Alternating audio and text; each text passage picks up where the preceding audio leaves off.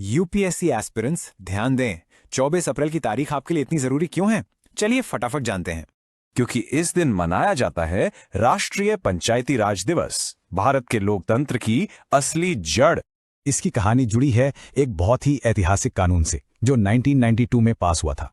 ये था 73वां संविधान संशोधन अधिनियम जो 24 अप्रैल 1993 को लागू हुआ।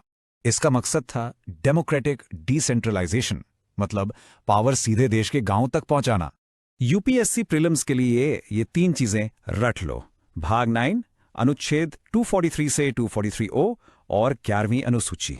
इसी एक्ट ने हमें दिया 3 टियर सिस्टम, ग्राम पंचायत, पंचायत समिति और जिला परिषद। अब चलो प्रीलिम्स के लिए कुछ हाई यील्ड फैक्ट्स देखते हैं। बिल्कुल ध्यान से सुनना। फैक्ट नंबर 1, इस पूरे सिस्टम की नींव है ग्राम सभा, यानी गांव के सभी रजिस्टर्ड वोटर्स। फैक्ट नंबर 2, इस एक्ट में कुछ प्रावधान अनिवार्य हैं और कुछ स्वैच्छिक, राज्यों पर निर्भर।